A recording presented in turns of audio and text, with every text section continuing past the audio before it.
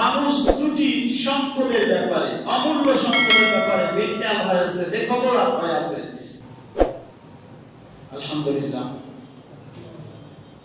আমরা সবার আগে মহান আল্লাহকে কালেমাতুর শুকর আদায় করেছি যে আল্লাহ সুবহানাহু ওয়া তাআলা অসংখ্য মানুষ থেকে বাছাই করে খুব স্বল্প সংখ্যক কিছু মানুষকে আগে আগে মসজিদে উপস্থিত হওয়ার তৌফিক দান করেছেন। আলহামদুলিল্লাহ, অনেক মানুষ সুস্থতা সত্ত্বেও এই নিয়ামত থেকে বঞ্চিত আছে, এই নিয়ামত লাভ করতে সক্ষম হননি। সম্মানিত সুধী মণ্ডলী, মাহে রমজানের আজকে প্রায় অর্ধেক চলে যায়, প্রায় আজকে তো 14 তারিখ, তার মানে 13 রমজান আজকে চলে যাচ্ছে। তো আলহামদুলিল্লাহ আমরা সুস্থ আছি। মাহে রমজানের যে বিধান সেগুলি কিছুটা হলেও আলহামদুলিল্লাহ আমরা পালন করতে সক্ষম হচ্ছি। এই জন্য মহান আল্লাহ পাকের কালেমাতুর শুকর আদায় করছি। আলহামদুলিল্লাহ, আমরা কিছুটা হলেও কোরআন তেলাওয়াত, রাতের সালাতে কিয়ামুল লাইলে আমাদের অংশগ্রহণ, তারপরে অন্যান্য বিভিন্ন বিষয় থেকে যেগুলি সিয়ামের জন্য ক্ষতিকারক, সিয়াম ভঙ্গকারী, রোজাকে ভেঙে দেয়, এমন সব বিষয় থেকে তো আলহামদুলিল্লাহ আমরা সতর্ক আছি। আলহামদুলিল্লাহ, তো মহান আল্লাহ পাকের কালেমাতুর শুকর আদায় করে আমরা অসংখ্য দরুদ ও তাসলিম বর্ষিত হোক আমাদের প্রিয় নবী মুহাম্মদ রাসূলুল্লাহ সাল্লাল্লাহু আলাইহি ওয়াসাল্লামের উপরে। সম্মানিত সুধী মণ্ডলী, আমি মহাগ্রন্থ আল কোরআনের সূরা আল-বাকারা 184 নম্বর আয়াতে কারিমা এবং 85 নম্বর আয়াতে কারিমা তেলাওয়াত করেছি, এবং যে দুইটি হাদিস পাঠ করেছি সবগুলি বুখারী এবং মুসলিম শরীফের একেবারে অনেক বিশুদ্ধতম হাদিস। খুব সংক্ষেপে আমরা সিয়াম আমাদের কি কল্যাণ পাবো, সিয়ামের ফজিলত বা উপকারিতা, আমরা কি ফায়দা লাভ করতে পারি সিয়াম। আমরা তো লাভালাভের বিষয়গুলিকে সবচেয়ে বেশি গুরুত্ব দেই, যে লাভ ছাড়া আমরা কোনো পা বাড়াতেও কি নই, রাজি নই। আল্লাহ সুবহানাহু ওয়া তাআলা কিন্তু অনেকগুলি ইবাদতের ব্যাপারে, অনেকগুলি আমলের ব্যাপারে মানুষকে লাভালাভের বিষয়টি তিনি শুনিয়ে দিয়েছেন। আর আমাদের প্রিয় নবী মুহাম্মদ রাসূলুল্লাহ সাল্লাল্লাহু আলাইহি ওয়াসাল্লাম নানান ইবাদতের ব্যাপারে, আমলের ব্যাপারে তিনি কি লাভ, কি ফজিলত তাও শুনিয়ে দিয়েছেন। যেমন একটি হাদিসে রাসূলুল্লাহ সাল্লাল্লাহু আলাইহি ওয়াসাল্লাম বলেছেন, সুমু নাসিতু, এটি কিন্তু একটা সিয়ামের ফজিলত সংক্রান্ত হাদিস। আল্লাহ রাসূল সাল্লাল্লাহু আলাইহি ওয়াসাল্লাম বলেছেন, তোমরা রোজা রাখো এবং সুস্বাস্থ্য লাভ করো। মানে রোজা রাখলে তোমরা সুস্বাস্থ্য লাভ করতে পারবে।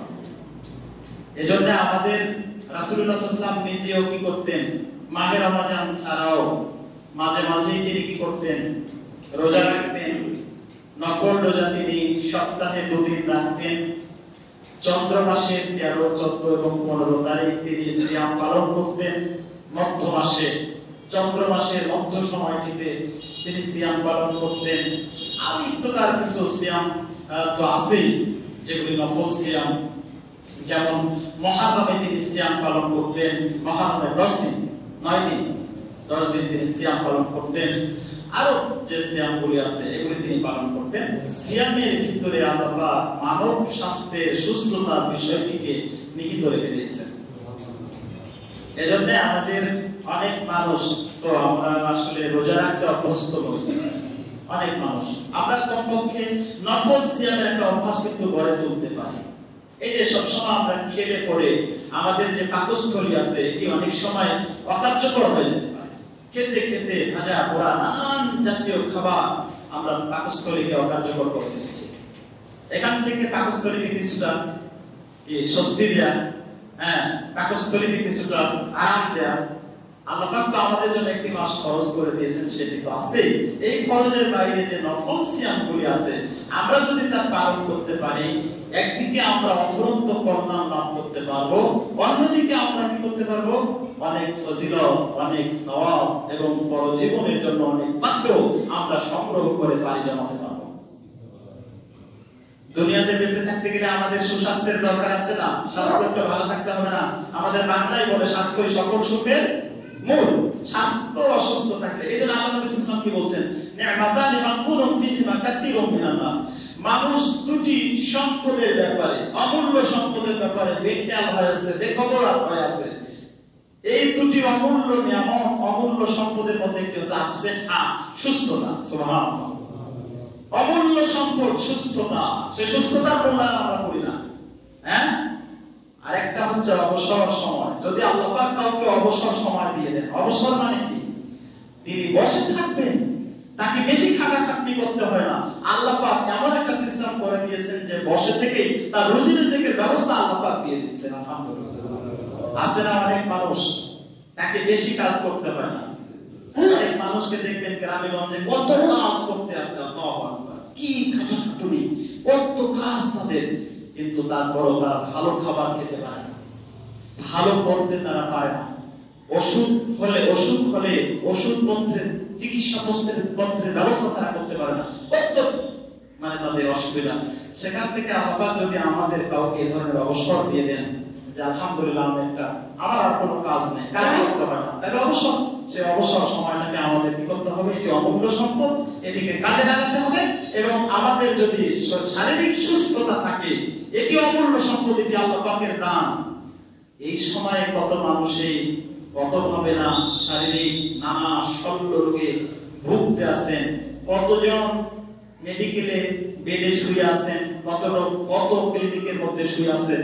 সেখান থেকে আলহামদুলিল্লাহ আমরা কি সুস্থ আছি তো, কর্মক্ষম আছি তো, সিয়াম পালন করতে পারছি আলহামদুলিল্লাহ। তো আমরা এগুলি সবই আমাদের জন্য নিয়ামত, আল্লাহ পাকের পক্ষ থেকে বিশেষ নিয়ামত আমাদের কাছে চলে এসেছে। আলহামদুলিল্লাহ, এটি হচ্ছে মাহে রমজানের এই সিয়াম, এই নিয়ামত আমাদের কাছে চলে এসেছে, যেগুলো যেই সিয়ামের মধ্যে একজন মানুষের জন্য জাগতিক এবং পরজাগতিক উভয় কল্যাণ আল্লাহ পাক রেখে দিয়েছেন।